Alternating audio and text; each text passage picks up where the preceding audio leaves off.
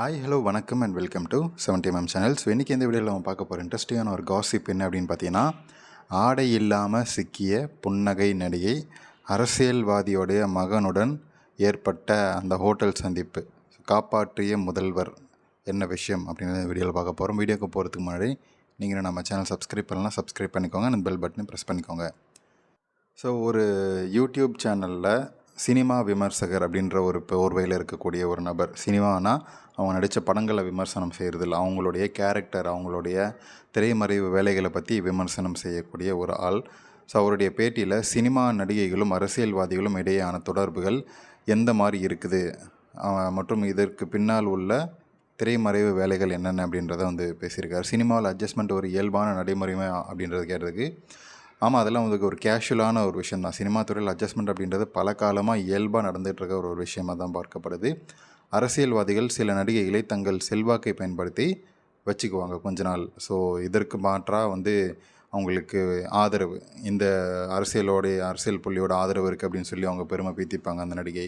இல்லைனா பணம், நகை, இல்லைனா லேண்டு, அந்த மாதிரி சில விஷயங்கள் கொடுக்கப்படும். அவங்க எவ்வளோ நாள் வச்சுருக்காங்களோ அதுக்கேற்ற மாதிரி.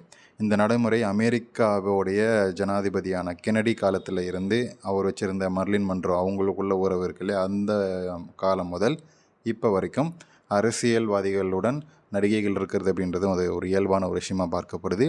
ஒரு குறிப்பிட்ட சம்பவம் பற்றி பேச போவது தான் அந்த பிரபல நடிகை மற்றும் ஒரு பிரபலமான நடிகை மற்றும் மத்திய அரசியல்வாதியோடைய மகன், இவங்களுக்கு இடையேயான ஒரு உறவு. ஸோ இவங்க ரெண்டு பேருமே கொஞ்ச காலமாக உறவில் இருந்திருக்கிறாங்க.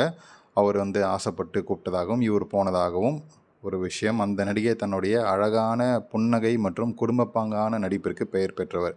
என்னதான் திரையில் குடும்பப்பாங்கான நடிகை அப்படின்னு சொல்லி பெயர் வாங்கினாலும் திரைமறைவில் இவங்களை சுற்றி ஏகப்பட்ட காசிப்ஸ் வந்துக்கிட்டே இருக்குங்க. ஸோ அந்த நடிகரோட இந்த ஹோட்டலில், அந்த ஹோட்டலில், அப்புறம் அந்த பிஸ்னஸ் மேனோட அப்படின்னு சொல்லி இந்த நடிகையை பற்றின காசிப்ஸ் வராமல் இருந்ததே இல்லை. அந்தளவுக்கு இந்த நடிகையோட லீலைகள் திரைமறைவில் அவ்வளோ இருக்கும். ஸோ இவங்களுக்கு இடையேயான ஒரு ஒப்பந்தத்தின் அடிப்படையில் அக்ரிமெண்ட்லாம் போட்டு தான் பண்ணுவாங்க. ஸோ இந்த அக்ரிமெண்ட்டின் அடிப்படையில் இந்த சந்திப்பு ஒரு பிரபலமான ஒரு ஹோட்டலில் நடைபெற்றிருக்கு. அரசியல்வாதி மகனுடன் ஆடை இல்லாமல் இருக்கக்கூடிய புன்னகை நடிகையோடைய அந்த சீனை ஒரு காவல்துறை ரைடில் திடீர்னு மாட்டிக்கிறாங்க ரெண்டு பேரும். இந்த சம்பவம் வெளியே கசிஞ்சால் அஃப்கோர்ஸ் அரசியல்வாதி அவங்களுடைய மகனுக்கு அரசியல் எதிர்காலம் இருக்காது. அதே சமயம் புன்னகை நடிகைக்கு வாய்ப்புகள் கிடையாது, கரியர் க்ளோஸ் ஆகிடும். அப்படின்றதால இந்த ஒரு அப்போ இருக்கக்கூடிய ஆட்கள் எல்லாமே, மூத்த அரசியல்வாதி எல்லாமே சேர்ந்து முதல்வரோடைய தலையீட்டெல்லாம் அப்புறம் இந்த விஷயத்தை அப்படியே ஊற்றி மூடிட்டாங்க. வெளியே கொண்டே வர முடியல. ஸோ இந்த உறவுகள் பெரும்பாலும் ஒரு இரவுக்கான தற்காலிக உறவாகவே இருக்கும். ஸோ இதற்கு ஒரு புரோக்கர்ஸ் இருப்பாங்க, ஸோ பிஆர் ஏஜென்ட்ஸ் இருப்பாங்க. அவங்க மூலமாக கான்ட்ராக்ட் போட்டு பெரிய பெரிய ஆட்களோட ஒப்பந்தம் போட்டு பல லட்சங்கள் கோடிகள் சம்பாதிச்சு போயிடுவாங்க ஒரு இரவுக்கே நடிகைகள்.